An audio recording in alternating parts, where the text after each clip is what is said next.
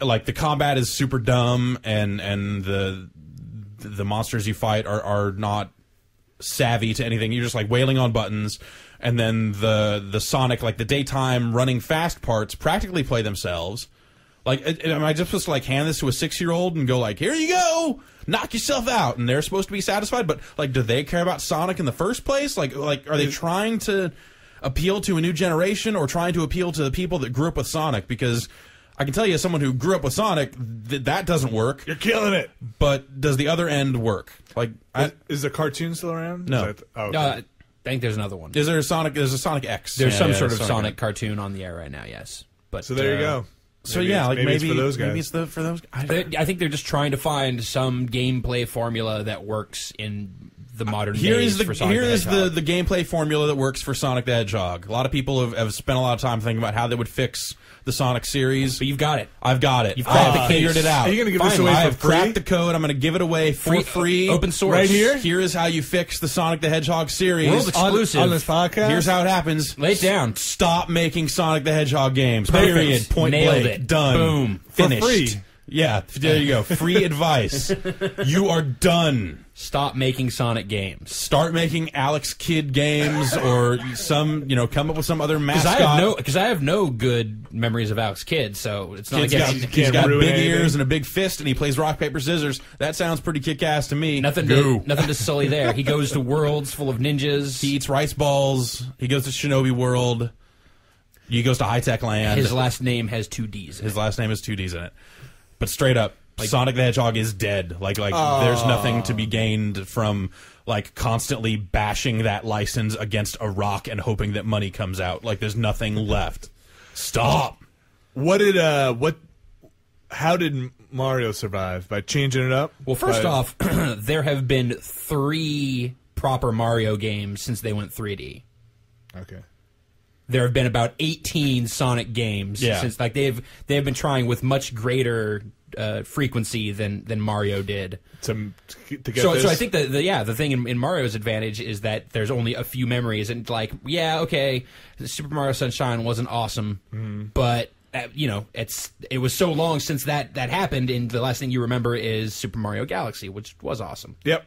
So and 64 was good. So yeah, it seems like they keep their experimenting to themselves a little more. I'm sure there were lots of iterations of bad Mario games that we just didn't see. Yeah. But I feel like Mario, kind of like Sonic, has been dropped into every genre at this point. Well, I think what helps is that those are never considered like core Mario games. It's like, oh, there's Mario Party and there's Mario Kart and there's all these other, Mario Superstars or the Mario and Luigi.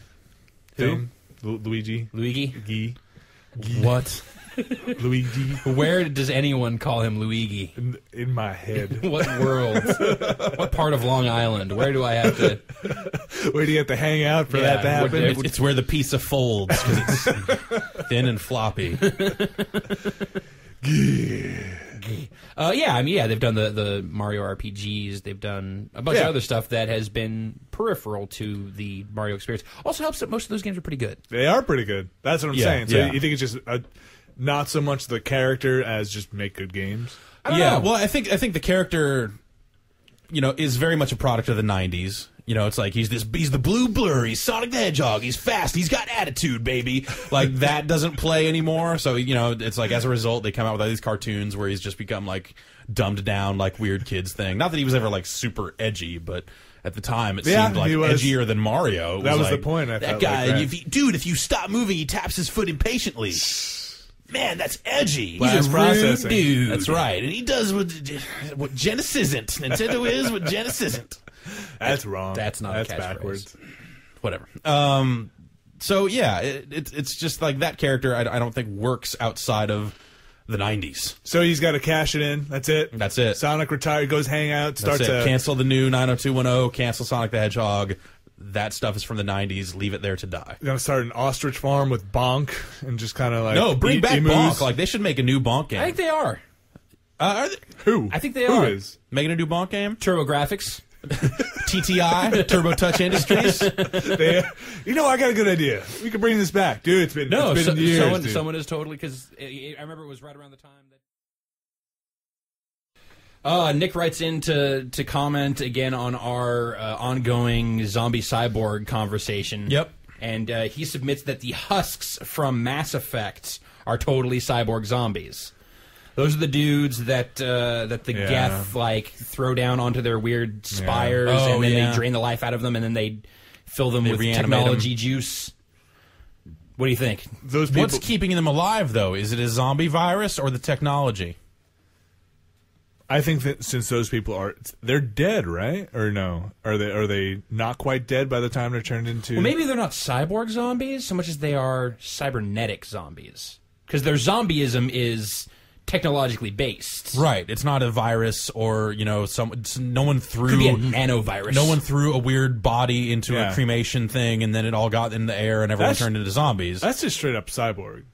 But it's not like they're bolting robotic parts on. It's just they are being infected from the inside with technology. See, like by that notion though, I think you would come back to like saying that RoboCop is a zombie, which I will not accept. Like how is that different from RoboCop, where they took someone who was dead or almost dead and put a bunch of technology? Dead. Like these guys, they've drained the life out of all the way. We don't know. We don't know enough about the Mass Effect process. The read that book again. Clear this all up in Mass Effect 2, which is just a Left 4 Dead clone. Patrick in Edmonton, Alberta, writes into further on the cyborg zombie conversation. Thank God.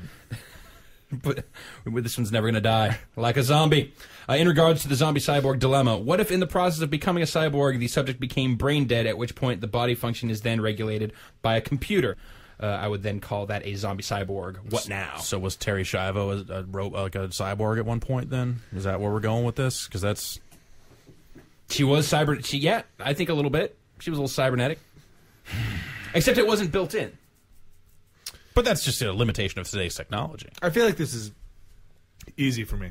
Zombie cyborg is a person who has died, was brought back through some supernatural means, yes, and then was turned into a cyborg. Yes. You are a zombie first, and then you're a cyborg. But there are definitely zombie situations where it's not supernatural. You could be a cyborg zombie. There are scientific reasons why zombieism occurs. There are viruses. Supernatural viruses. No, they are made in labs. Supernatural labs. I think right now that is supernatural. Resident Evil is not fucking supernatural at all. That is purely science. That is hard science. How does it work? The Umbrella Corporation went to Africa and got the virus from there and then synthesized it into the G virus. Right, but has that the T virus? Was it the T virus first, and then it mutated into the G virus? Dude, I have no idea. But how's that work? All I know is that they're all racists. Racist zombie cyborgs do not exist today, so it's all supernatural. Cyborg zombies are different. Rainer from Estonia writes in to say that he has had a Whopper in Miami and a Whopper in London. And word. Is that like a start of a rap song? Like, damn girl, I had a Whopper in Miami, I had a Whopper in London. Yo, go around the world with me, girl. And he is sore. He is not feeling... And, he says that he felt that the London Whopper was the superior Whopper. Really? Yep. Weird. To me, it tasted like... His caveat, bad though, fire, was that he is sort of a Whopper virgin, as those are his first and only two Whoppers. Oh, the innuendo in this email is amazing. Anything. No, nothing. What innuendo? I don't know what you're talking about. Neither do I. Yep. I'm asking you. Next, he'll tell me that the Diddy Donuts were not garbage. I don't know. Bob Sharp, County Durham. That's a name you can believe in. Bob Sharp. Hey, Bob Sharp, how you doing, sir? Like, shake that hand. I'd buy a car from that guy. County Durham, UK. So that is not what Bob Sharp is going to sound like. Bob Sharp. I'm an American. Come on down to Bob Sharp. Robert Sharp, then. Is it with an E on the end? Nope. SHARP. See, dude, that period. Whoa. I don't know if that's part of his name, but read on. At the end, Bob Sharp. Period. He brings up the point, and I'm glad that he did, because I totally would have forgot, as would you, Jeff. Orange box. Oh, damn it, Orange box. Idiots. We, in the April... Yeah, it's tough. But this is our last proper regular old podcast for 2008. So thanks everyone who's been listening. Yeah, we've passed Giant Bomb year 1. That's right. We've gone from my living room to this table. So. That's right. Yeah, of course, we will be back in 2009 to bring you more video game related stupidity.